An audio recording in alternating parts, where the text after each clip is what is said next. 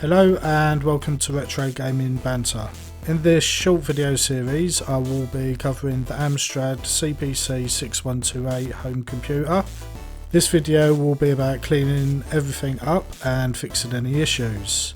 Further videos will cover various improvements including a Gotek floppy disk drive emulator, Wi-Fi expansion, joystick adapters and more. This 6128 is in working order as I have already tested it and it's working just fine. I have already replaced the original disk drive with a Gotek. The original drive had the usual broken drive belt, which I have replaced and tested. Physically it is in fairly good condition. There's a few light scratches and small dents here and there on the case. The main issue is those keyboard keys which have turned yellow and are caked with dirt. These will definitely need cleaning and very lightly retrobrighting. I start with flipping over the case and unscrewing the case screws. There's 7 screws on the bottom and usually 2 on the side for the disk drive. As I have already replaced the drive previously, those screws are no longer needed. You need to be careful when opening the case as there are ribbons and cables connecting the keyboard, power LED and speaker from the top half to the bottom half of the case.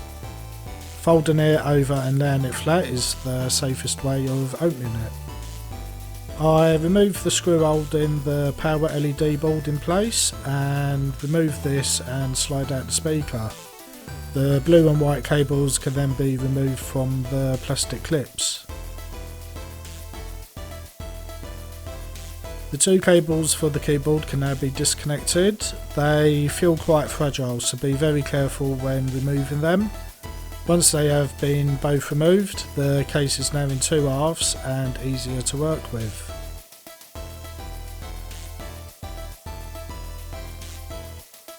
I want to get started straight away on the keyboard keys. There's 3 screws holding the keyboard onto the case. Once unscrewed, the keyboard can then be removed from the case. Always use a key puller. They only cost a few pounds and it makes moving keys far easier and less chance of breaking something. These keys are fairly easy to remove. They have springs underneath, so be careful of flying springs. Also keep in mind that a few of the keys have metal bars in place underneath and should not be removed until the bars have been removed.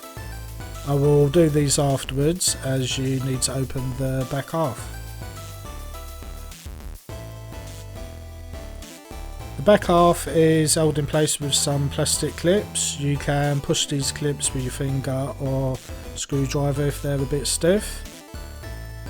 The metal plate can now be lifted off to reveal the keyboard membrane. Be careful with this as it feels quite fragile. The metal bars can now be removed by pushing the sides of the bars away from the key. It took me a couple of attempts to work this out. Once the bars have been removed, the keys come out just as easy as the others.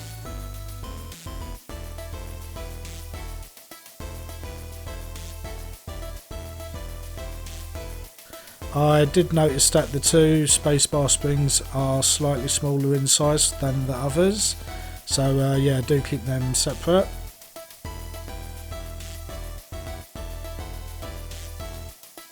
The keyboard shell is absolutely caked in dirt, dust and who knows what else. Thankfully it's plain plastic, so cleaning is easy. It can go straight into some warm soapy water for a soak and a scrub. The keys can also go into the water to soak for a while. While they are soaking, I clean the keyboard membrane. First, I gently wipe over the area with a microfiber cloth to remove any loose dirt. I then spray some isopropyl alcohol and again gently wipe over both sides to remove any stubborn dirt. I let the keys soak for an hour and now is the most boring task of cleaning and drying them. All the dirt has come off, but as expected they have yellowed. They should naturally be a light grey colour and will need retrobrighting. With some 40% volume Be Blonde cream and a brush, I apply the cream onto the keys and place them on some cardboard. These keys are a little awkward as the bottoms are not flat and have a few protruding clips. This means they will need to sit at an angle.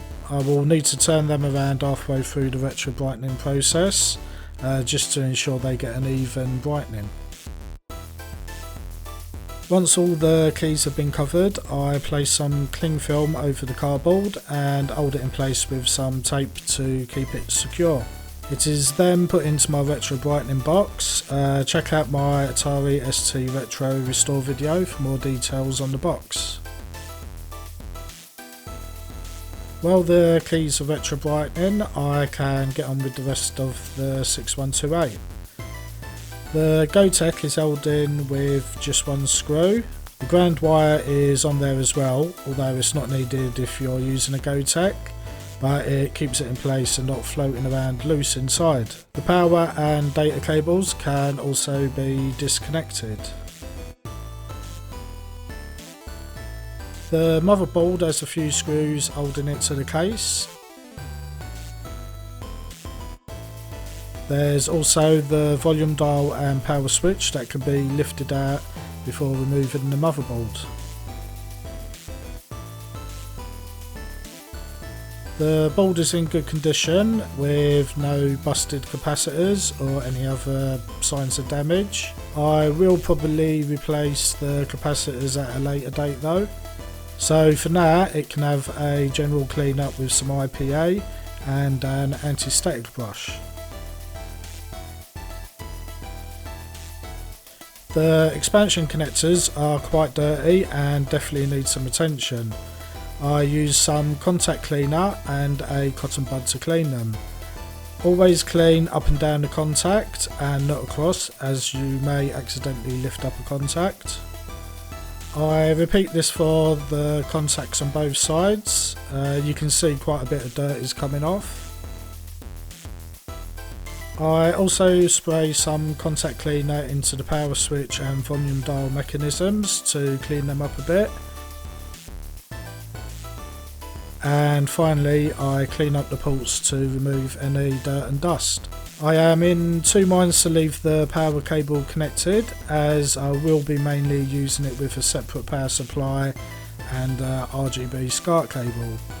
This makes the power cable redundant, but for the moment I have left it connected as I want to try it with the original monitor.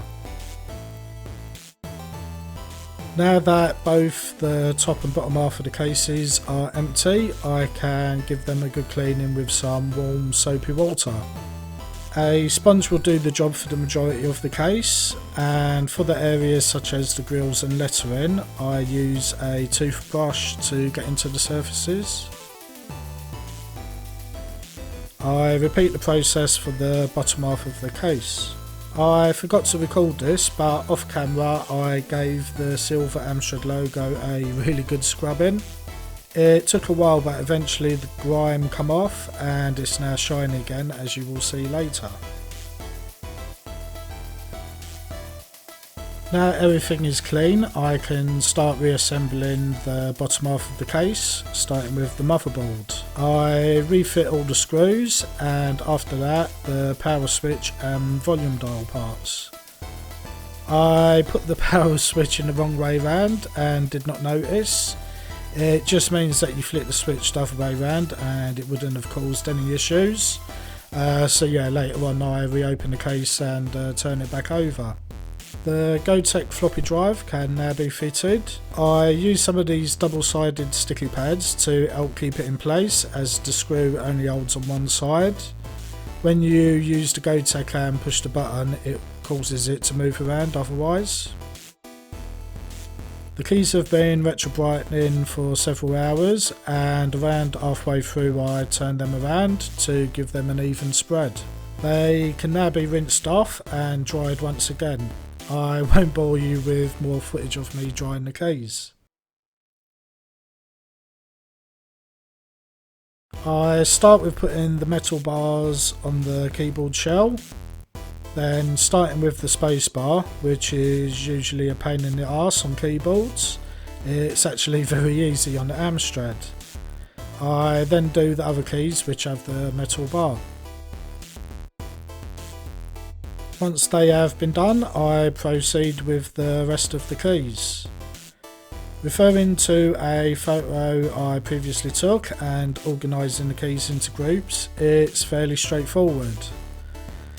One thing to note, before adding the springs, give them a visual check and a twist just to ensure that the springs have not wrapped around each other.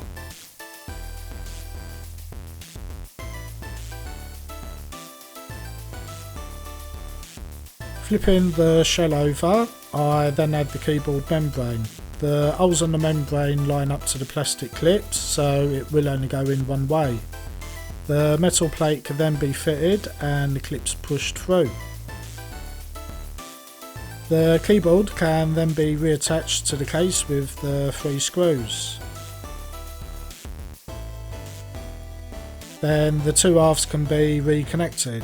I start with the power LED. It only goes in one way and is held in place with a screw that I add a bit later. The speaker can then also be pushed back into its slot. Then the wires can be pushed into the plastic clips to keep them secure. Next are the 2 keyboard ribbons. These feel very fragile to insert, so be careful and take your time when doing it. I find the best way to push them is to hold them with your fingertips each side and push downwards. Another is that there's usually a plastic covering which you can get a fingernail on and push in. It mainly depends on the angle of the connector, if it's facing upwards or flush against the board. The 2 halves of the case can now be joined. I had to jiggle around the wires a little just to make sure they were not getting squashed or caught on anything. Then the case screws can be put back in and it's job done. I have had the following 2 kind of add-ons which all sit underneath the monitor for some time now and I've never got around to using them. First is the CT-1 radio clock unit. It has the warranty and money back cards. I wonder if they're still valid. The unit acts as a standalone clock radio player. It doesn't interact with the CPC in any way. Amstrad were famous for their stack systems and this extended to their computers as well. I've powered it on and dialed through the frequencies and picked up a few radio stations.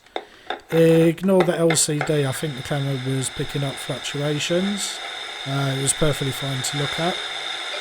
Plant-based swaps. For more recipe inspiration, plus the chance to win £1,000 in Tesco vouchers. The outside of the case just needs a general clean with some IPA, and the dials and sliders have a quick squirt of contact cleaner and some action just to clean the contacts. The second unit is the MP-3 computer modulator converter. This is essentially a TV tuner which connects to the monitor and turns it into a TV. I won't be using this other than a decoration as it's analog TV frequencies and they are no longer used in UK. Maybe it could be modded for something else. Anyone got any ideas? Anyway, I give it a quick wipe over and contact clean in the dials with some action on them to shift any dirt. Here are the 2 units stacked and the monitor goes on top of them. Together these make the original Tower of Power, long before the Mega Drive. The visual difference is instantly noticeable, starting with the keyboard which was very yellowed and thick with years of dirt. The keys are now clean and restored mostly to their light grey colour. The Amstrad logo was also very dirty and after some attention it is now back to its former shiny glory. The colouring next to the power LED and on the disk drive text have faded, especially the red colour. I could probably get some replacements for these. I will look into see if they're a decent price. Otherwise, I think they will have to stay this colour for now. Now to power on and see if I've managed to break anything. We have the boot screen up and running, which is a good sign. Ignore the shadowing on the text. It was a pain in the arse to get a clear video as the camera was out of sync and it was flickering. The keyboard is working fine, and we can test this with a classic listing.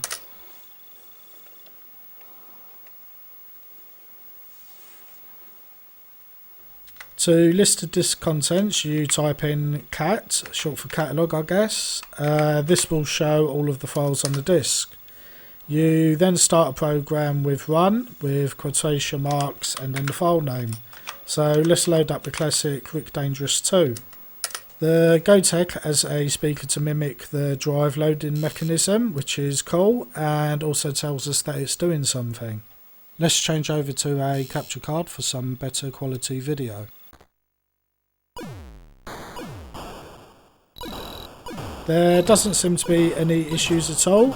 Joystick input is working fine, music is blasting out of the speaker and headphone jack. The monitor is pretty much spot on to what I'm seeing on the capture card feed. Everything's working great.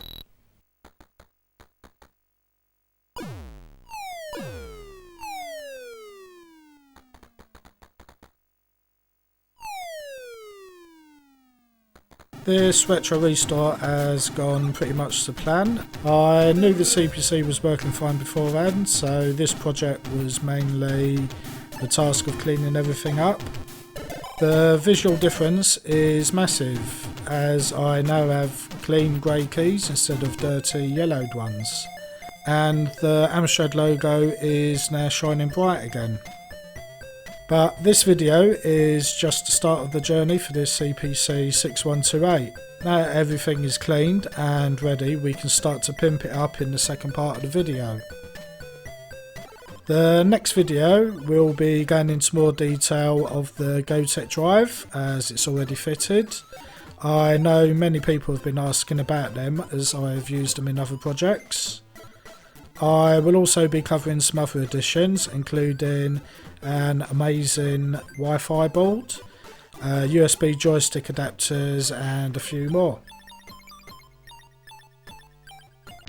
I hope you have enjoyed this retro restart.